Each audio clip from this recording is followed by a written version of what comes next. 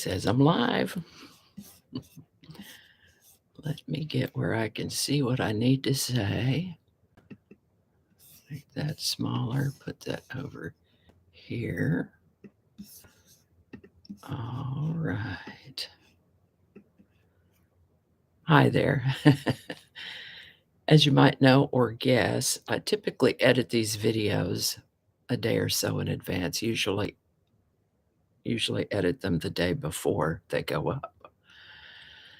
Unfortunately, I had some scheduling issues yesterday and then some technical issues. So we're going live today. Let's see what else I need to mention here. We'll be going live on YouTube, and then I can share those over to BitChute and Rumble. Nice thing about lives is the immediacy of it, and the lesser thing is I haven't figured out how to put titles and pictures on lives. Hope you can hear me. Let's just take a look here. All right. Very good. Well, hi there, and welcome to this day in history for November 17th. November 17th is the 321st day of the year in the Gregorian calendar, 322nd in leap years, with 44 days remaining to the end of the year. November 17th is World Prematurity Day, first created by European parent organizations in 2008. And I think what they mean by that is organizations of parents, not organizations that are parents, but parents who formed an organization. This day is set aside to recognize and raise awareness of preterm birth and the particular hazards surrounding this phenomenon. It's been celebrated worldwide since 2011. The color for World Prematurity Day is purple, so if you see someone wearing purple or wearing a purple ribbon or a purple pin, they might be observing World Prematurity Day. Today's word is hammock. Hammock is a noun that means a swinging couch or bed, usually made of netting or canvas and slung or hung. You can sling in them, but that's a typographical error. Let's read that whole thing again. Hammock is a noun that means a swinging bed or couch, usually made of netting or canvas, and hung by cords from supports at each end. The usage of the word hammock comes to us from Spanish, first documented use, 1626. Hammock can also refer to a hummock, which is, as it was described, you might find them in the southern United States, but a hummock is a low mound of elevated ground, higher than its surroundings, characterized by hardwood vegetation and a deep humus-rich soil. This usage of the word comes to us from Middle Low German, first documented in 1556. But today's word is hammock. And with that, the Elizabethan era began on November 17th, 1558, when Queen Mary died and was succeeded by her half-sister Elizabeth I of England. Elizabeth was the daughter of Henry VIII and his second wife, Anne Boleyn, and when he got tired of Anne Boleyn, because that's what he did, he cooked up some excuse to have her executed and the marriage annulled. This officially made Elizabeth illegitimate when she was only about 2.5 years old. But she was still the king's daughter, and her mother was the queen when she was born, so she ended up as queen eventually.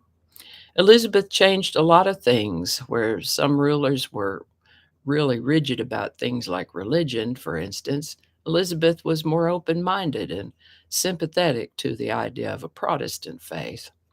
One of the first things she did as queen was to establish an English Protestant church. She was more moderate as a ruler than her predecessors had been, and one of her mottos was "Video et Teseo," which means "I see, but I say nothing. I see, but I say nothing." I think that's a pretty good policy sometimes. One can learn a lot that way, watching and keeping mouth shut. There were certainly challenges to her rulership, but she managed to hang in there. She ruled for 44 years, and this brought stability to the kingdom, especially after the choppy reigns of several of the rulers who had preceded her. And after Elizabeth died, Sir Walter Raleigh went on trial for treason on November 17th, 1603. So, yeah, that's 1603. Well, Raleigh had been a favorite of Queen Elizabeth's, and part of her thing was that she never married and was cautious about involving herself with men so that she wouldn't have to share her power. And she got really mad when he went off and married one of her ladies in waiting without her knowledge or permission. And so he had to do some timeouts over this, but he had managed to avoid execution as long as she was alive. But once Elizabeth died, um, the powers that were came back for Sir Walter Raleigh and accused him of treason, claiming that he had conspired against Elizabeth's predecessor, James I. The United States Articles of Confederation were submitted to the states for ratification on November 17th, 1777. And what is this Articles of Confederation? Well, this was a document that served as the United States' first constitution. You could think of it as a document that says, here's how we want to conduct the business of our new country. Here's a little reminder popped up. We'll just make that go back to sleep. Once this document was drawn up, they submitted it to the states for their approval. There were 13 states at the time. That approval process is called ratification.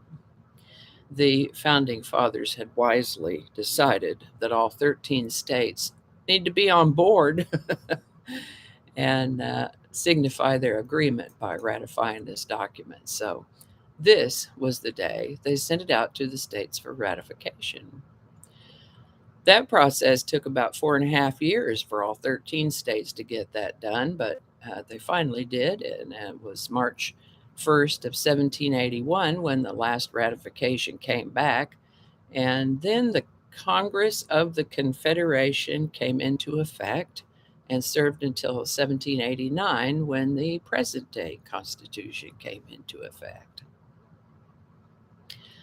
On November 17th, we're going to go a little bit out of order. I'm going to tell you this and the other thing that happened before this, but there's a reason.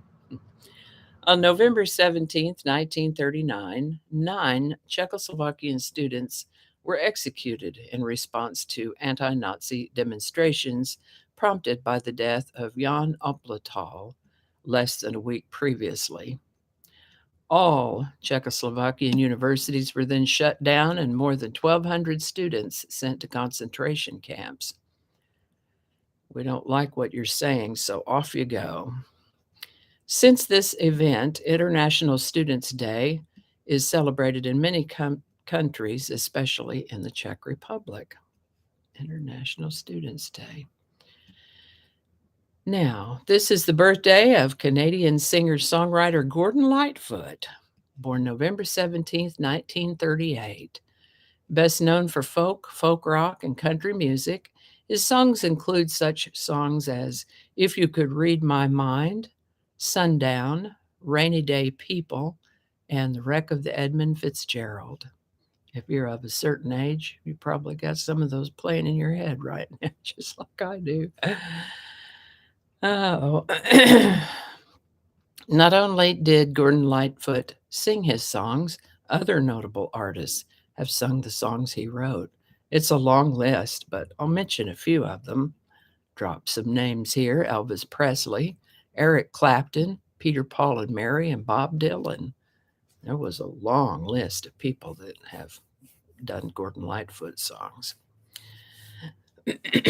He's had some health issues over the last couple decades, but he's still alive and still working as he can. Turns 84 this year. Happy birthday, Gordon Lightfoot. I will put a link in the description to the Gordon Lightfoot playlist. And that's all I have for you today. Thank you so much for watching. Let's see what else I need to tell you. All right. The typical requests. Thanks for watching. Consider subscribing if you haven't already. Feel free to share this video with a link in your email, messaging, or social media. If you enjoyed this series, I'll have a link to a playlist in the description that contains these videos. That link lives on YouTube, so for other platforms, I'll include the link to my blog page, which is called No Really. No Really. And then you can find me on Rumble, Parler, BitChute, Getter, and I'm back on Twitter now. So all those links are in the description. Alrighty, that's all I can think of right now. Thanks again, and I'll see you next time. Now we look for the thank you very much button. Have a beautiful day.